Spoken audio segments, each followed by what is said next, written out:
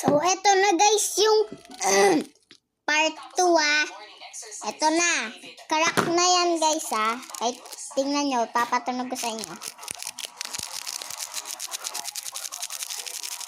Ganunin nyo po din ito. Ganun po. Parang nagpaparami lang ng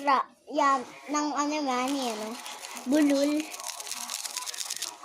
Tapos okay na yan.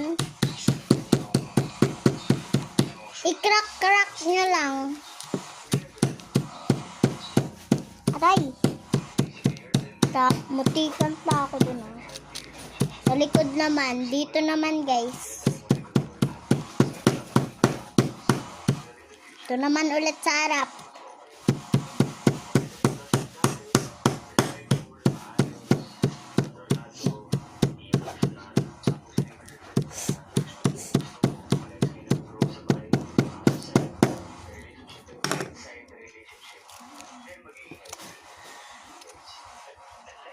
So, dahil nga po dyan, wait lang po, okay na. Alam mo kung nakrack nga natin, puting-puti Ayan po. Ayan po.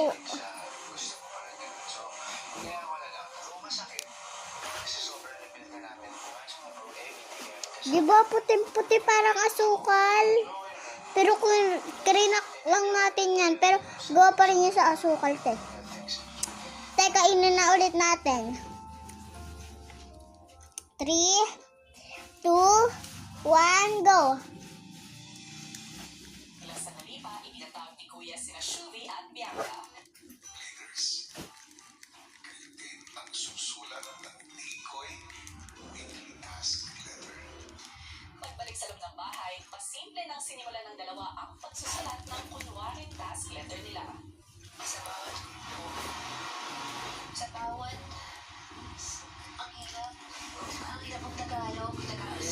Lalakain ko na po. Tapos ang sulat, agad na nila tinipan ng mga kasama para sabihin ang kunya. Parang tumigil Hey guys, so we are your 9th weekly task. Tama nga. Wait lang. So tatlong Ano na guys? isang duo gagawa ng squats 30 and then ang isang duo gagawa ng lunges 30. All in all, it's 1 set. 1 set for the whole task. 300 sets for 4 days. Ang goal po namin talaga is to push them talaga. Bato da. Bato da.